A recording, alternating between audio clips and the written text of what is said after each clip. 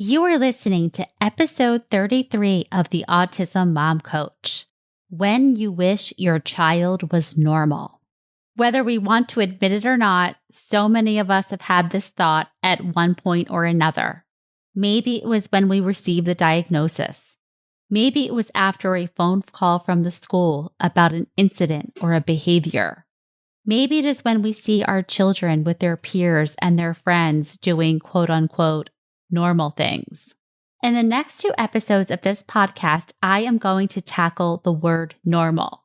So if you have ever found yourself thinking, saying, or wishing that your child or your life or your parenting experience was normal, these episodes are for you. In part one, I'm going to tell you why it is 100% normal to wish your child was normal. And in part two, I am going to get to work on dismantling some of the language that is used to oppress our children and leave us feeling powerless. Stay tuned. Welcome to the Autism Mom Coach, a podcast for moms who feel overwhelmed, afraid, and sometimes powerless as they raise their child with autism. My name is Lisa Candera. I'm a certified life coach, lawyer, and most importantly, I'm a full-time single mom to a teenage boy with autism. In this podcast, I'll show you how to transform your relationship with autism and special needs parenting. You'll learn how to shift away from being a victim of your circumstances to being the hero of the story you get to write. Let's get started. Welcome to another episode of the podcast. I am so glad you are here and hope you are doing well. I am going to introduce today's topic by telling you about my first coaching call with new clients. During this call, we are talking about goals, where the client is, and what they want to get out of the coaching relationship. And as part of this, I ask this question: what do you wish was different and why? And here's what happens. They pause, they look down, and in some way or another, they reply with, I wish they were normal, followed by, I know I shouldn't say that. I know I shouldn't think that about my own kid. Oh my God, I'm such a terrible parent. Who would say that about their own child? And here's what I say to them. Of course you do. So why do I say this?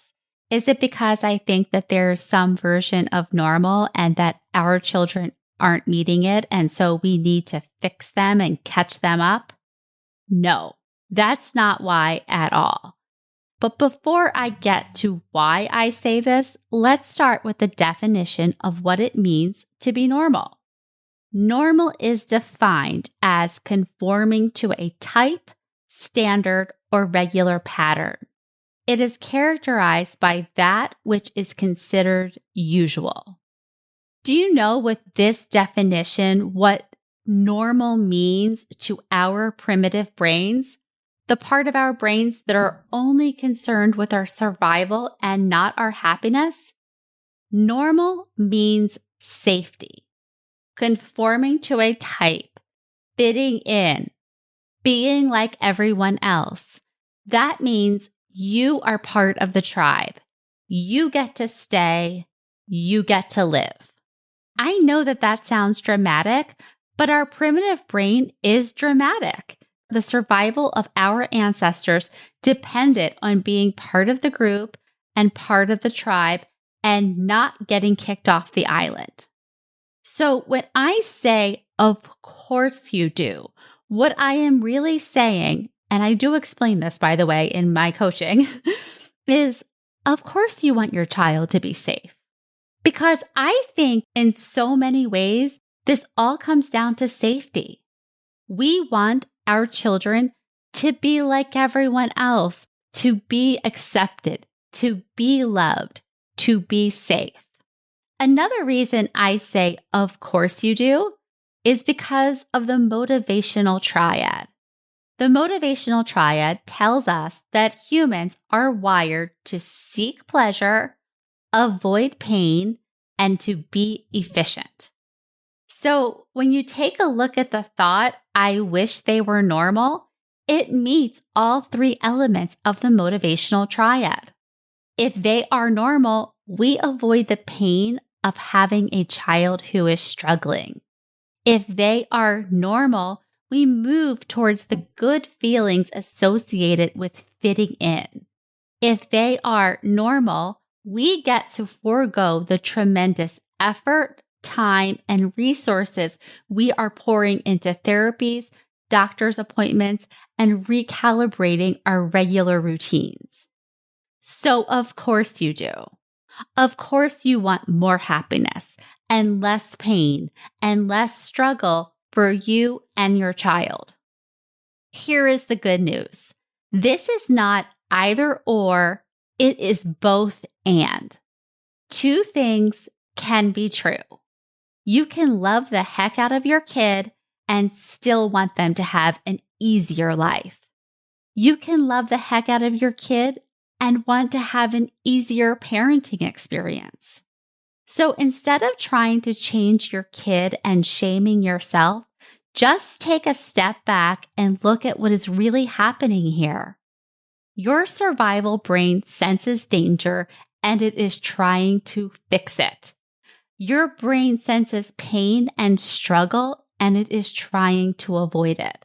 And the answer it has come up with is if my child is quote unquote normal, then everything will be okay, or at least easier. Once you can look at these thoughts and what is happening and view it with compassion, you can move towards deciding how you want to think on purpose about your child and your circumstances. But first, start with normalizing your thoughts and your feelings. You are wired this way. Your brain is responding in exactly the way it is intended to.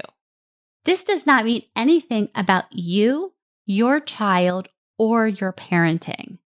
Nothing bad anyway.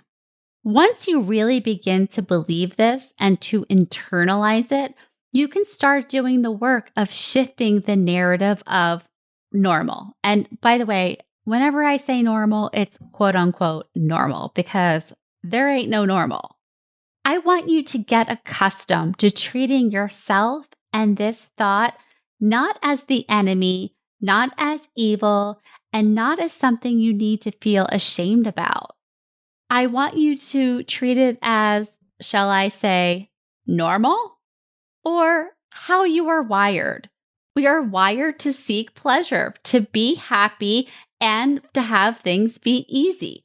That is actually normal for human beings.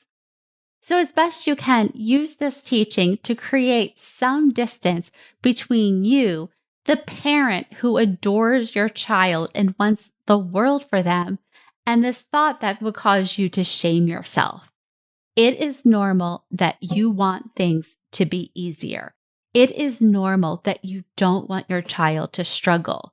It is normal that you would prefer not to struggle. In next week's episode, I am going to talk to you about how normal is not a thing and how to reframe the language that we use to describe our children and our experiences in a way that is inclusive, empowering, and moves us forward. Thank you so much for listening, and I will talk to you next week. Thanks for listening to the Autism Mom Coach. If you want more information or the show notes and resources from the podcast, visit theautismmomcoach.com. See you next week.